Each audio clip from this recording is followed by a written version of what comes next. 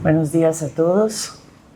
Es un gusto exponerles esta presentación que nos dará el trasfondo para esta exposición numismática. El tema: desanexión e independencia definitiva de Guatemala, de México y España. Hace 200 años, el 1 de julio de 1823, las Provincias Unidas del Centro de América se proclamaron libres e independientes de la antigua España, de México y de cualquier otra potencia. ¿Por qué se proclamó esa segunda independencia si una junta de notables en Guatemala ya había discutido la conveniencia de declarar la emancipación del reino, ya fuera en forma absoluta o en unión a México, el 15 de septiembre de 1821 en el Real Palacio de los Capitanes Generales? ¿Qué decía el acta de declaración de independencia? Siendo públicos e indudables los deseos de independencia del gobierno español que por escrito y de palabra ha manifestado el pueblo de esta capital, y con base en el último correo con diversos oficios de los ayuntamientos constitucionales de Ciudad Real, Comitán y Tuxtla, en que comunican haber proclamado y jurado dicha independencia y excitan a que se haga lo mismo en esta ciudad, discutido y meditado detenidamente el asunto, oído el clamor de viva la independencia que repetía de continuo el pueblo que se veía reunido en las calles, plazas, patio, corredores y antesala del palacio, se acordó que por esta diputación individuos del excelentísimo ayuntamiento, primero que, siendo la independencia del gobierno español la voluntad general del pueblo de Guatemala y sin perjuicio lo que determine sobre ella el Congreso que debe formarse, el señor jefe político la manda a publicar para prevenir las consecuencias que serían terribles en el caso de que la proclamase el mismo pueblo. El documento habla entonces de deseos de independencia y de la voluntad general del pueblo, advirtiendo finalmente el temor que la plebe proclame la independencia, como sucedió en Haití y en México. Luego menciona que debe formarse un congreso el 1 de marzo de 1822, para lo cual deberán circular oficios a las provincias por correos extraordinarios para que sin demora procedan a elegir a sus diputados para decidir sobre el punto de independencia y fijar, en caso de acordarla, la forma de gobierno y la ley fundamental que debía regir. ¿Tenemos entonces independencia o qué? Es más bien una declaración provisional de independencia, pues en el fondo no cambió nada. Continuaron rigiendo la Constitución de Cádiz y gobernando el capitán general Gabino Gaínza. Lo nuevo, lo cual no es de extrañar, fue la creación de una junta provisional consultiva integrada por la élite social y económica guatemalteca que asesoraría al jefe político y militar superior de gobierno en asuntos económicos y gubernativos. ¿Contubernio o componenda? ¿Cómo reaccionaron las provincias al recibir estos pliegos de la capital del reino? Debemos remontarnos ahorita un poquito al siglo XVII o el siglo anterior,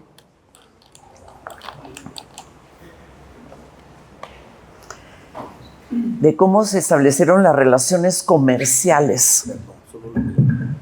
Cómo se establecieron las relaciones comerciales entre las provincias. Pues surgieron animosidades, tensiones y desconfianzas entre los provincianos y los comerciantes capitalinos, quienes habían desarrollado una compleja organización socioeconómica en Santiago de Guatemala. Una ciudad con magníficas construcciones de edificios civiles y religiosos y un considerable número de pueblos indígenas laboriosos en sus alrededores que servían y abastecían con sus productos al creciente mercado de españoles en Santiago. Por aglutinar el mayor número de españoles, Santiago había sido escogida en 1548 como capital del reino. Ahí se erigieron las instituciones coloniales más importantes y significativas, como la audiencia, que era corte y tribunal, la capitanía general, el obispado, catedral, conventos, monasterios, hospitales, colegios mayores, la Universidad de San Carlos, todo lo cual le daba un aire hegemónico sobre el resto de las provincias.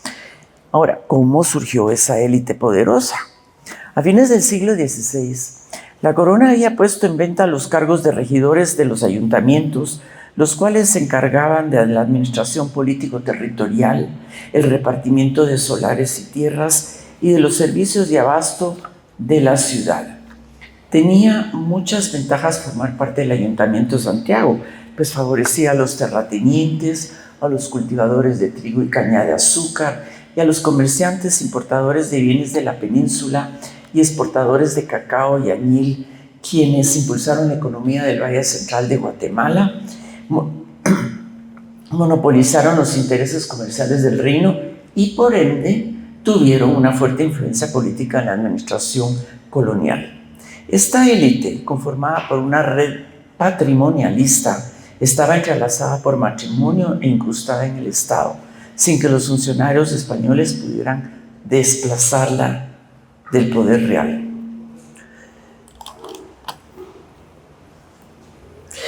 En el siglo XVIII viene una nueva dinastía al poder en España y es la de los Borbones, quienes iniciaron reformas económicas para impulsar las actividades del sector tradicional agrícola y minero. También reestructuraron el sistema mercantil para incrementar el comercio entre la península y sus colonias e se introdujeron reformas fiscales con el fin de recuperar la posición hegemónica que había gozado el imperio colonial español hasta principios del siglo XVII. En 1728, la corona le otorgó a este gremio de comerciantes de Santiago de Guatemala el monopolio de la recaudación del impuesto de alcabala, que es el IVA, y de barlovento, que era la defensa marítima, a cambio de una renta fija, lo cual mejoró su posición económica. Con ello pudo financiar la reactivación de la minería en Honduras, que incrementó el quinto real a la corona, los ingresos por concepto de alcabala y barlovento y el comercio, todo lo cual enriqueció a esta élite comercial guatemalteca. Lamentablemente, en la extracción de plata hondureña no hubo beneficios iguales para productores y financistas, sino solo para los prestamistas guatemaltecos, quienes proveían a los mineros de materiales, víveres y capital a altas tasas de interés, razón por la cual estos perdieron el interés y antes de mediados del siglo XVIII decayó la producción minera por carecer de incentivos para los productores.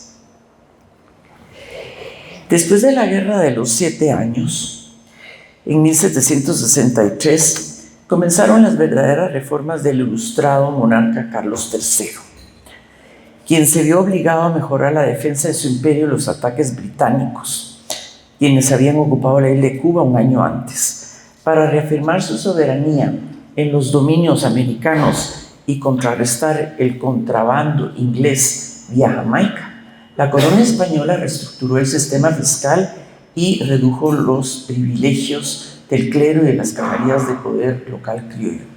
No solo les vedó la participación en los altos cargos públicos de la administración colonial, sino también les revocó el derecho de recaudar el impuesto de alcabala y barlovento. Al mismo tiempo se estatizaron los monopolios del tabaco y del aguardiente, otorgados pues a otras personas, y en su lugar se crearon administraciones reales cuyos funcionarios cuadruplicaron los ingresos de la corona. Sabemos las ventajas de esa estatización de el monopolio que era entregado en el sistema mercantilista a grupos o personas que lo manejaban. Para evitar el fraude en la recaudación de la alcabala, en 1776 se establecieron subadministraciones fiscales en Chiapas y San Salvador, y en Comayagua, Honduras y León, Nicaragua, que fueron más eficientes bajo el control de la burocracia real. Una década después, 1786 y 1787, esas subadministraciones fueron transformadas en intendencias, que era pues el sistema por el cual se regía Francia, y de ahí llegó pues con los Borbones a España, con lo cual El Salvador fue elevada al rango de intendencia-gobernación por su importancia económica al generar cuantiosas divisas al reino por su enorme producción añilera. Con la ampliación del comercio, el reino arribó un nuevo tipo de inmigrante, jóvenes empresarios provenientes del norte de España con vínculos comerciales en la península. Ellos establecieron casas mercantiles y se involucraron en diversas actividades económicas como la producción agrícola y la exportación de añil. Al tener éxito en sus inversiones por la demanda del colorante índigo, o sea, el añil, que requerían las fábricas de textiles desarrolladas durante la Revolución Industrial en Inglaterra, llegó a formarse una élite comercial y terrateniente que, además de casarse con las hijas de las familias de abolengo, se vio favorecida por la liberalización del comercio inter- e intracolonial decretado en 1778 y participaba además en el comercio de contrabando inglés que se desarrolló vía Belice. El Reino de Guatemala, que desde fines del siglo XVI producía y exportaba añil, se vio favorecido por la creciente demanda del colorante en sus mejores años. Entre 1760 y 1800, el 80% del añil centroamericano que arribaba a Cádiz se exportaba a Inglaterra y a Holanda.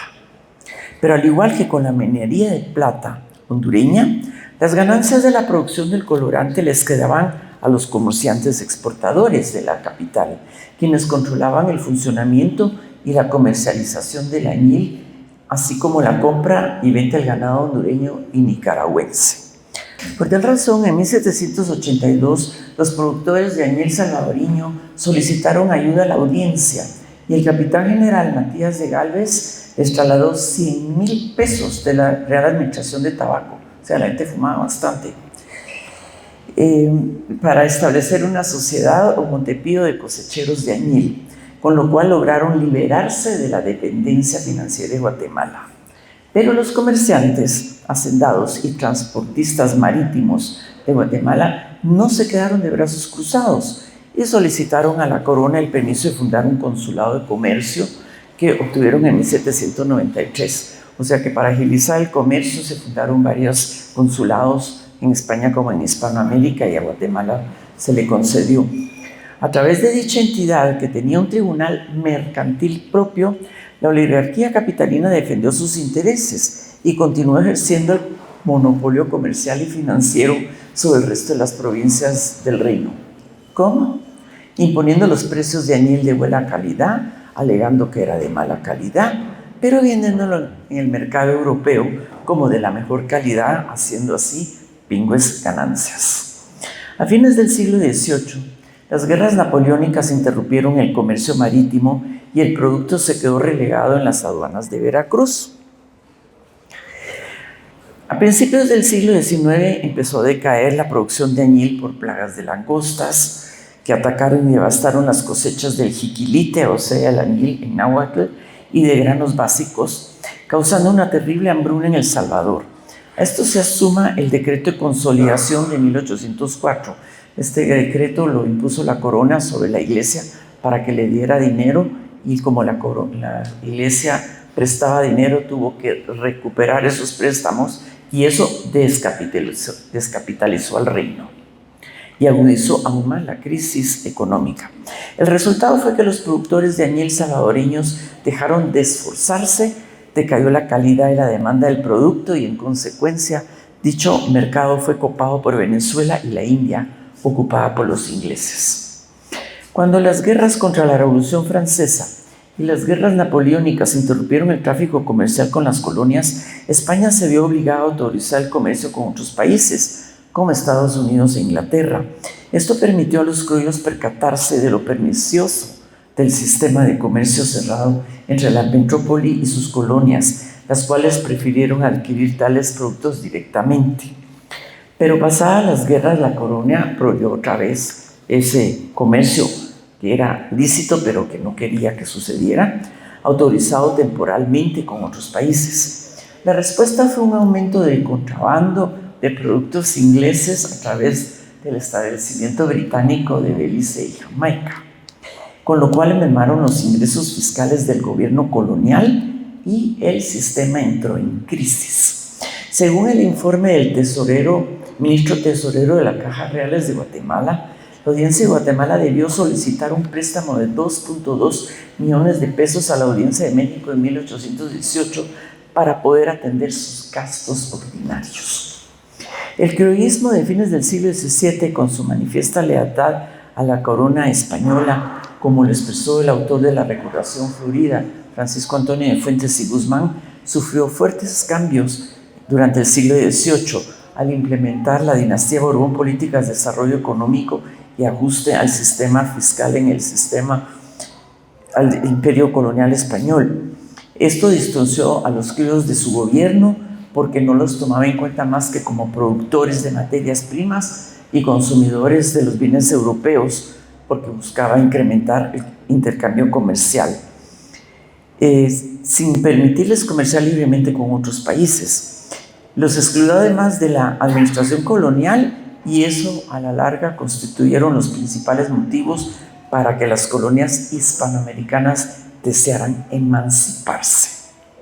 Si bien los criollos guatemaltecos manifestaron su fidelidad a la monarquía hispana y la élite mercantil de la capital siguió teniendo influencia sobre las autoridades de la administración colonial, estaba claro que las reformas borbónicas les significaban mayor producción, mayor demanda, mayores ganancias, la necesidad de más repartimientos de trabajo, pero ¿a quién favorecían en última instancia? A la metrópoli.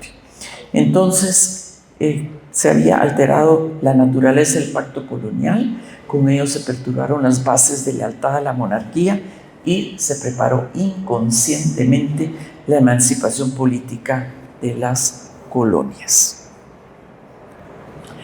La participación de Centroamérica en las Cortes de Cádiz.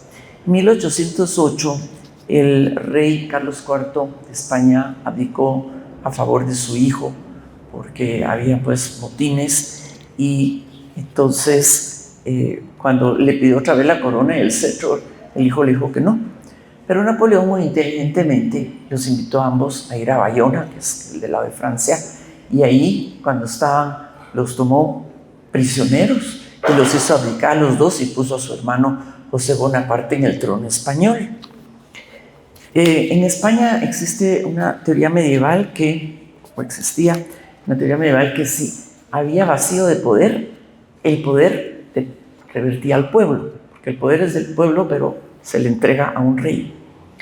Entonces se formaron juntas en las principales ciudades de España y finalmente estas decidieron crear una junta central en Sevilla, la cual convocó pues a Cortes de Cádiz, invitando por primera vez a las colonias, ¿verdad? Porque habían ayudado en todos estos momentos difíciles pecuniariamente. Pero eso fue en 1808. En marzo de 1810 hubo un cambio y vino un consejo de regencia que relevó a esta junta central porque era muy conservadora. Entonces se convocó a nuevas elecciones para Cortes en Cádiz y llegó de Guatemala el canónigo Antonio de Larrazábal, quien llevó 3 pliegos elaborados por la élite ilustrada de la capital del reino. Aquí los tenemos. Instrucciones para la constitución fundamental de la monarquía española y su gobierno, que se le atribuyen a José María Peinado. Este pensamiento es de la Ilustración francesa porque incluye una declaración de derechos de los ciudadanos y un proyecto de constitución. Los apuntes instructivos es de otro grupo de comerciantes del ayuntamiento que sigue la filosofía de la Constitución inglesa. Y por último, un grupo de comerciantes escribe cómo era la situación del reino y lo titula Los apuntamientos sobre agricultura y comercio del reino de Guatemala. Estos escritos evidencian la influencia de la Ilustración y de la evolución ideológica de la élite guatemalteca educada, que apoyó el sistema monárquico constitucional en Cádiz, pero también sugería, por supuesto, mayor participación en el gobierno regional y local, una mejora del sistema impositivo, supresión de los estancos, monopolios y privilegios y mayor libertad de comercio que no tenían. Cabe resaltar que al participar los criollos en las Cortes de Cádiz emergió un sentimiento americanista español y se afirmó la conciencia nacional de los criollos. Aquí tenemos, eso es en España, la promulgación de la Constitución de Cádiz. Y ahora, ¿qué sucede en el reino? Varias insurrecciones se dieron a la par de 1811 a 1814. La primera porque el arzobispo de Guatemala le pidió a un sacerdote, Pedro Aguilar, que leyera una homilía contra el rebelde Miguel Hidalgo y Costilla, y cuando éste se negó, entonces se le tomó prisionero y también a sus 2 hermanos sacerdotes en El Salvador. Por supuesto que hubo disturbios y levantamientos, pero finalmente, yo estoy abreviando bastante, el capitán general Bustamante y Guerra decidió mandar a 2 delegados criollos de su confianza, a José de Aycinena como intendente y José María Peinado, al cual ya hemos mencionado también, y un fraile para pacificar los ánimos. En Nicaragua se dieron 2 insurrecciones similares, una en León en 1811 y otra en Granada en 1812. Las autoridades peninsulares que se refugiaron en Masaya solicitaron el envío de tropas a Bustamante, pero este incumplió lo negociado y ordenó apreciar, juzgar y castigar a los rebeldes en un proceso que duró más de 2 años. Fueron sentenciados a la pena de muerte, pero liberados después de una amnistía decretada en 1817, cuando la élite de Guatemala logró que Bustamante y Guerra se fuera del reino. Ahora en Guatemala conocemos nosotros esta conjura de Belén, en la que Fray Juan de la Concepción invitó a una reunión en ese convento el 28 de octubre de 1813. Asistieron religiosos, militares, seglares que juraron mantener secretos los propósitos de la reunión. En otra reunión en casa de Cayetano y Mariano Bedoya, los hermanos de Doña Dolores, se infiltraron delatores y uno denunció haber visto un plan para destituir a Bustamante, liberar a los presos de la insurrección de Granada, confiscar las cajas reales y desterrar a los españoles que se oponían al nuevo gobierno. Pero no hubo pruebas. Aún así, fueron condenados procesados los condenados a pena de muerte o al presidio en Ceuta, en África, pero también fueron liberados después de la amnistía de 1817. Una segunda insurrección en San Salvador en 1814, el intendente Peinado trató de anular las elecciones al ayuntamiento. No le parecieron. Por supuesto que hubo tumultos, reuniones nocturnas y mandó a detener a 2 alcaldes de barrio. Se detuvo a los implicados y se hizo juicio contra a Manuel José Arce, que sabemos que fue el primer presidente de la Federación. Fue condenado a 8 años de presidio en Ceuta y declarado inhabilitado de por vida para ocupar un cargo político alguno. Ahí ven ustedes cómo cambian las cosas después.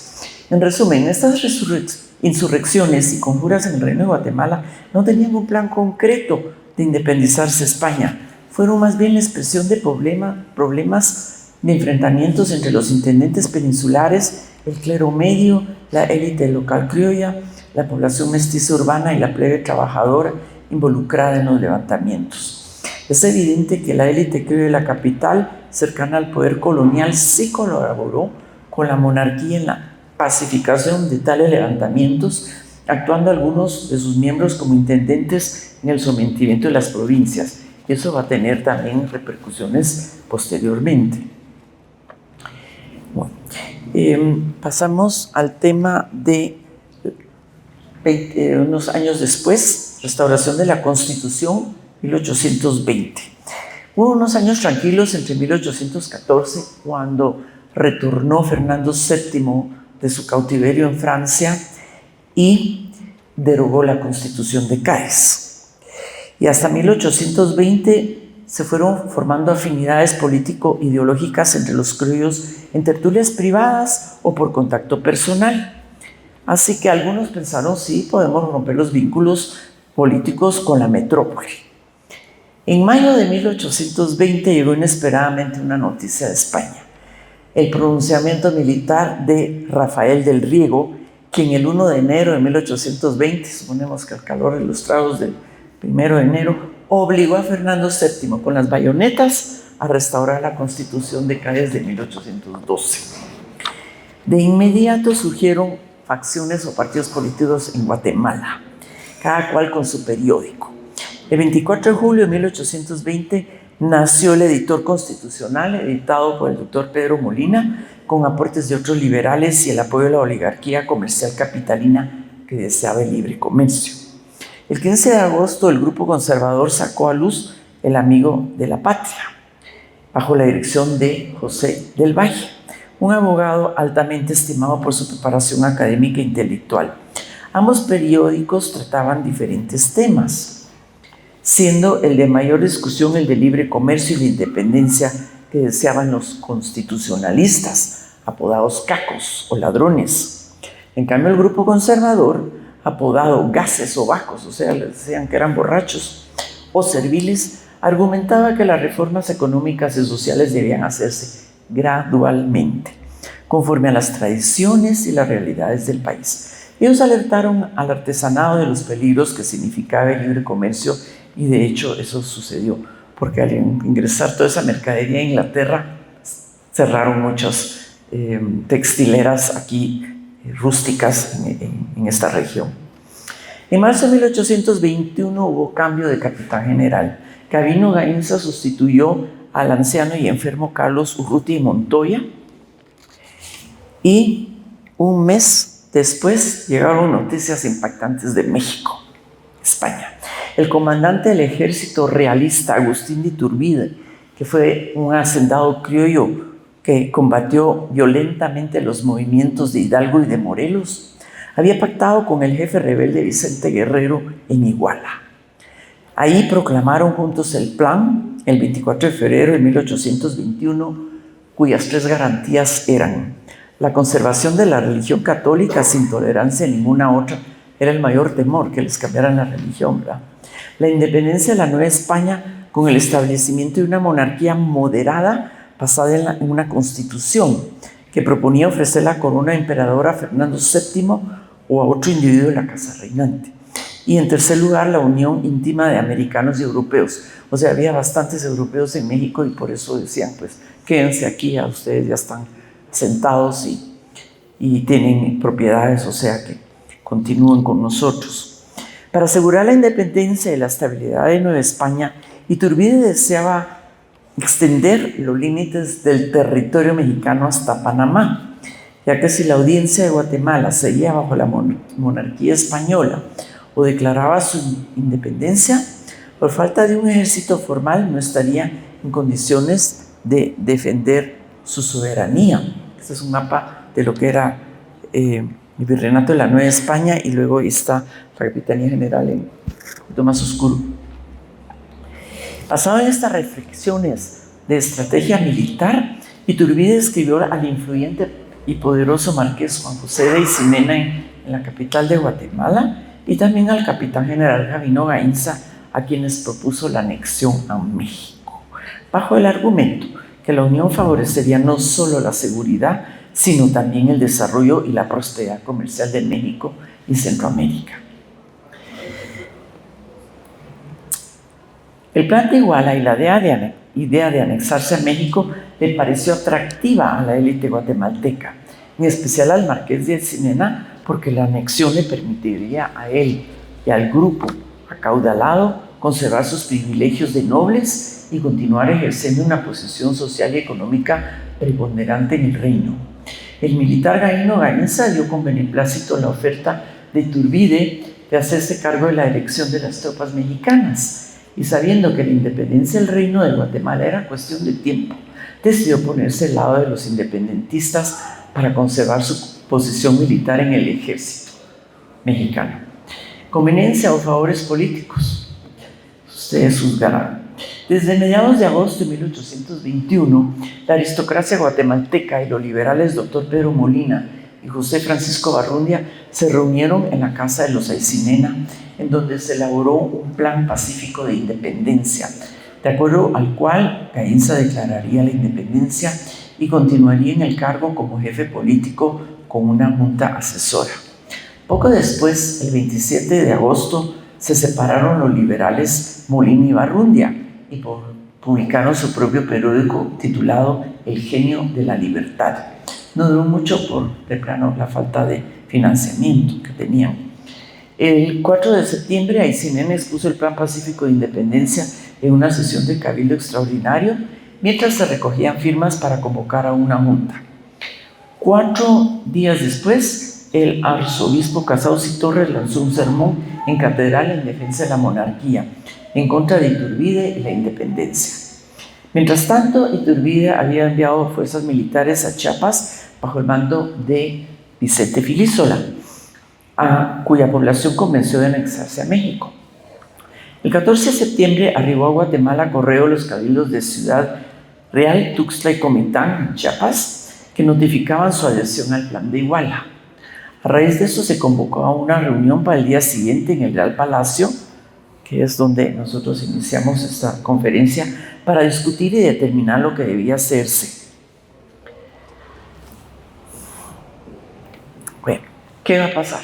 ¿Cómo reaccionaron las diferentes provincias? Las intendencias de Comayagua, o sea, Honduras y León, Nicaragua, las más resentidas contra la audiencia de Guatemala, declararon su independencia de España y de Guatemala el 28 de septiembre y se adhirieron al Plan de Iguala. No así Tegucigalpa, Omoa, Trujillo y Granada. O sea, Tegucigalpa, Omoa y Trujillo pues, están en Honduras y Granada en Nicaragua, que permanecieron fieles a Guatemala y acataron lo decidido en la capital. Aquí tenemos un mapa donde vemos las partes verdes, que son las que se separan de Guatemala. La parte anaranjada sería ocupación británica de la costa mosquitia, y el azul, vamos a ver, El Salvador y San José de Costa Rica, que se nos está dibujado de azul, se independizaron de Guatemala y cada cual formó su propia diputación provincial, ambos siguiendo el sistema republicano. Quetzaltenango aprovechó la ocasión y se separó también de Guatemala por el aislamiento en que el Consulado de Comercio tenía esta región de los Altos. Para decretar su anexión a México, convocó a los ayuntamientos de Zacatepeques, Chimaltenango, Suchitepeques, Totonicapán, Sololá y Huehuetenango. El 19 de octubre de 1821, el recién proclamado emperador de México, o sea, ya no vino Fernando VII el que iba a venir a México o cualquier otro príncipe, simplemente Agustín de Iturbide se proclamó, así como lo hizo Napoleón, se proclamó emperador. Envió una carta a Gavino Gainza invitando a Guatemala a unirse al Imperio Mexicano, ya que por la identidad de intereses entre ambos no podían erigirse en naciones separadas e independientes, mucho menos erigir gobiernos democráticos, vulnerables en su estabilidad por posibles revueltas internas. Entonces son esos temores, ¿verdad?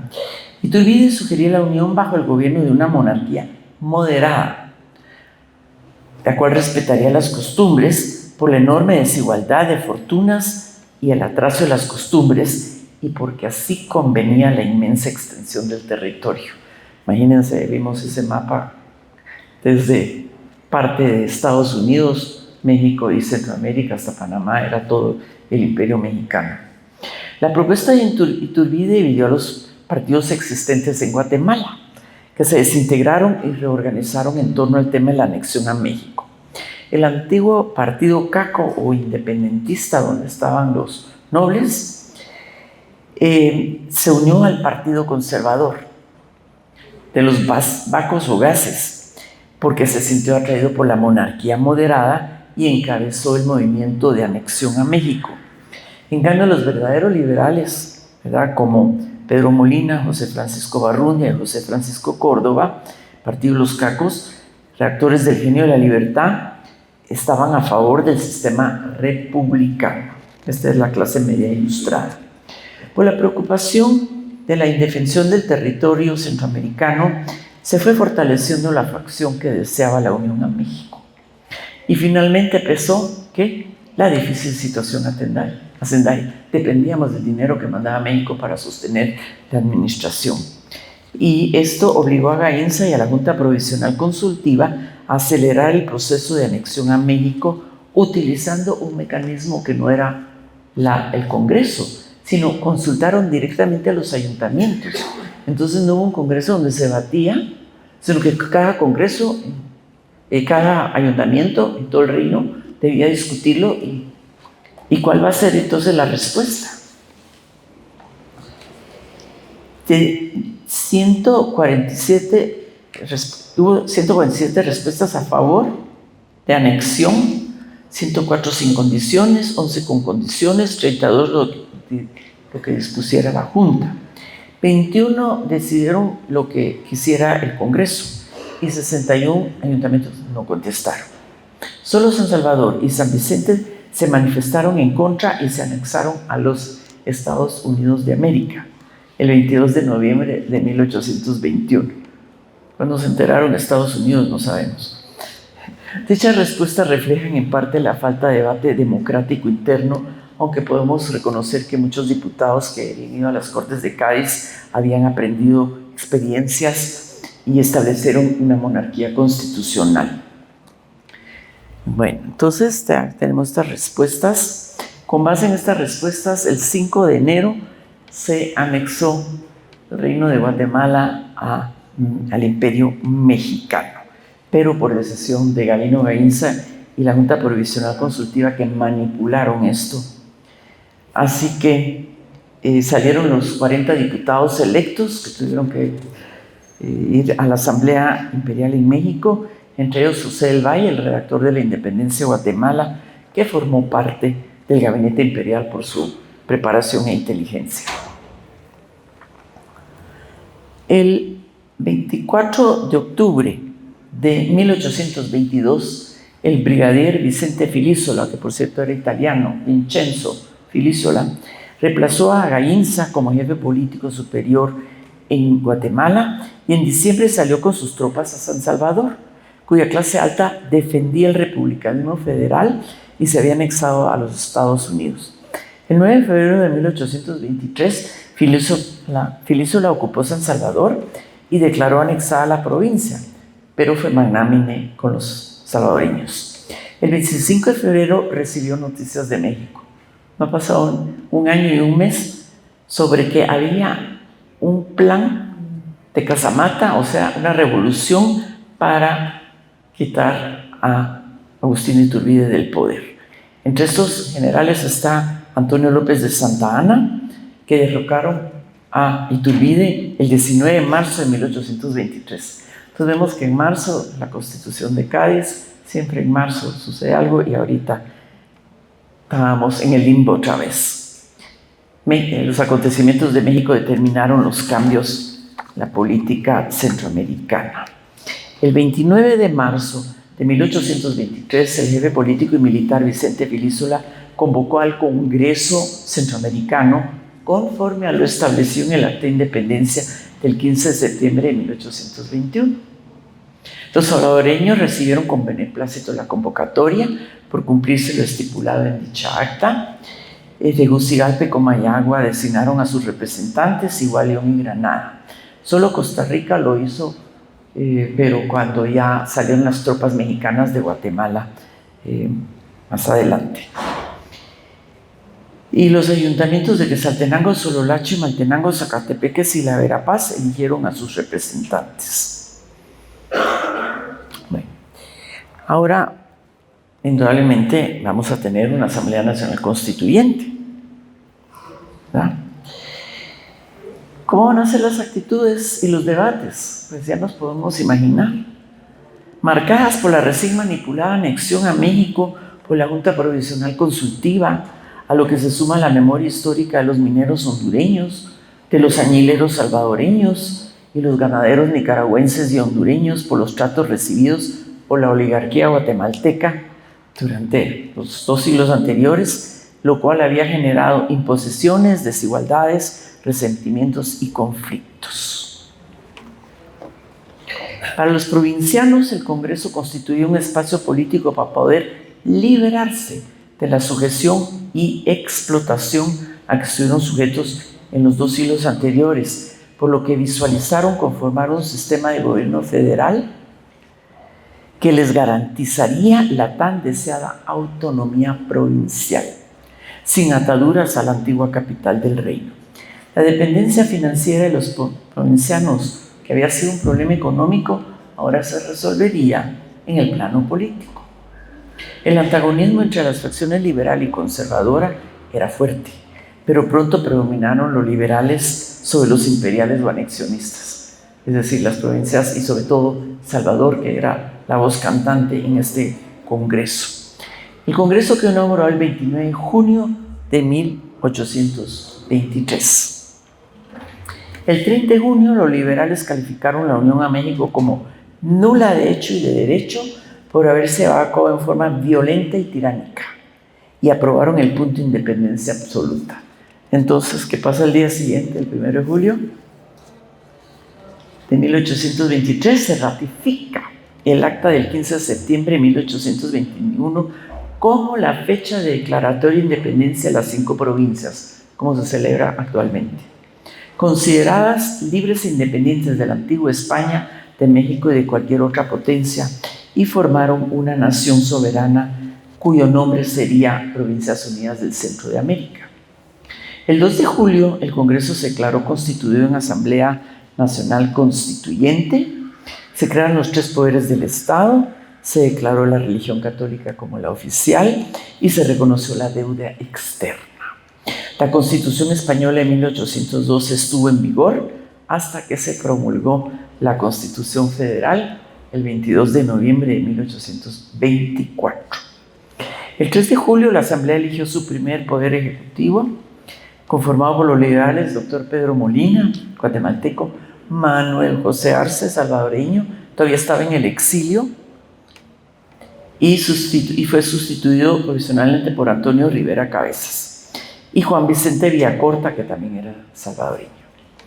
Una comisión integrada por liberales preparó las bases de constitución y el 22 de noviembre fue aprobada esta Constitución de la República Federal de Centroamérica, que se basó mucho en la española de 1812, pero como forma de gobierno adoptó más bien el sistema de Estados Unidos, un sistema republicano federal.